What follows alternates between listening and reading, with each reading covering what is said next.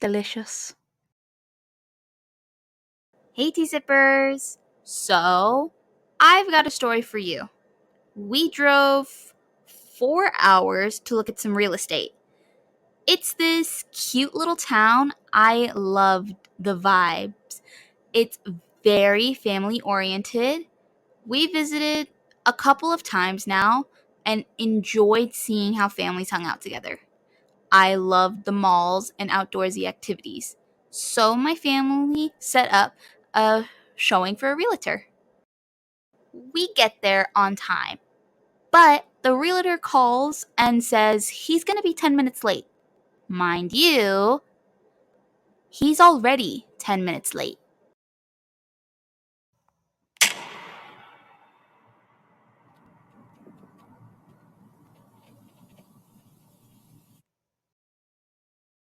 We chill in the car and listen to the neighborhood to get a sense of what it's like. It's quiet, and all the homes have cars out front, so people live there. It's just quiet. There are parks everywhere and trails everywhere. He finally shows up, and I thought I was underdressed. The man was wearing sweatpants and Crocs. He whispers dramatically. The house has already been sold. What?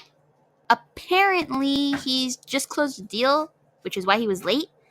And then he asked what price range my dad was looking for, which, by the way, was in the paperwork my parents sent him and was discussed with him when my parents set up the appointment.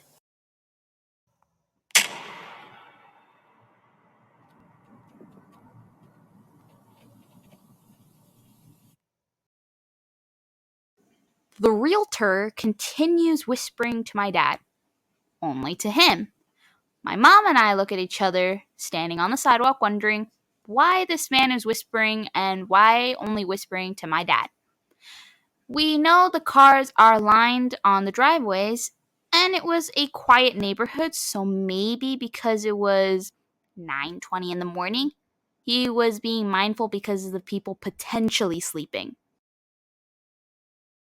My dad gets in the car without saying anything, so my mom and I do the same. We ask, "What the heck was that about?" My dad says he wants us to follow him. I believe I said something along the lines of, "Excuse me?" My dad explains that the realtor was telling him to follow him to another location that has a property with the same pricing and layout. My mom said, "I'm not comfortable following this man randomly to a location. Did he say where? What's the address so I can look it up? Why didn't he know our price range? Why didn't he tell us the house was sold?" My dad looked concerned. He drove, following behind the whispering realtor, and said, "Let's just be cautious. He never gave me the address. He said just to follow him."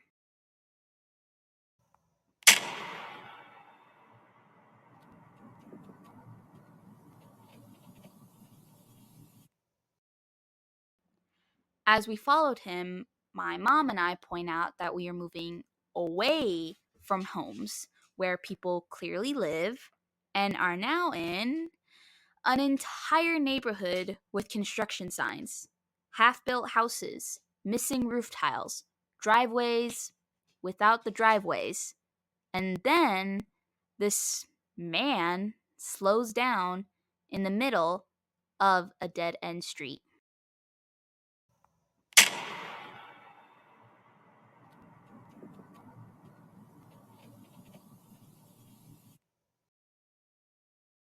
This is where it gets weird. My dad is putting dog mode on in the car, while the realtor tells my mom and me to follow him to the driveway to see the entryway. Mom puts me behind her.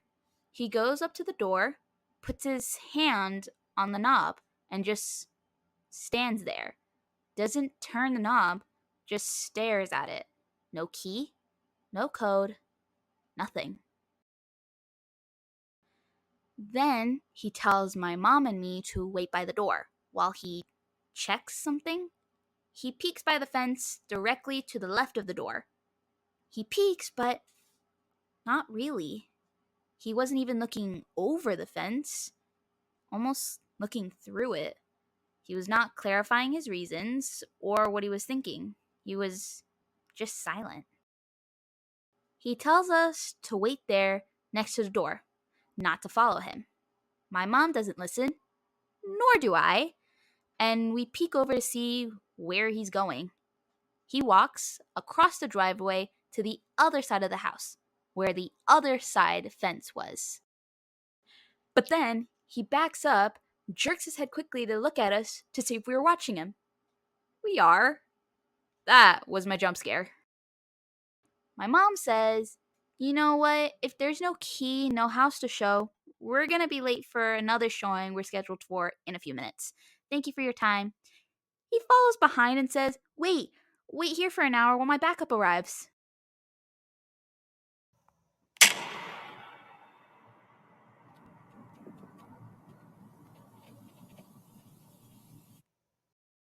Backup? Backup? Backup for what? My dad thanks the man and repeats that we have another appointment we are going to be late for. The whispering realtor was insisted that we hang tight for an additional hour, but at this point my dad quits being nice and says to the man that we are expected to see inside of the home across town at 9 a.m. That didn't happen. He asked us to follow him to this street to see inside of another house, but that also has not happened. My family and I have been here for an hour and nothing to show for, so we're leaving. The man runs to his car and then hands my dad a round keychain with a QR code. I made a joke and said, "Watch it's a tracker since it's round, like the air tags with engraving." So we chucked it in the public trash can. We go to a coffee shop to clear our heads, and this is where it gets juicier.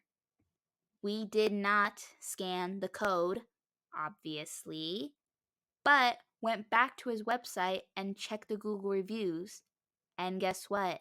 The 5-star reviews all were posted on the same day for supposed different clients.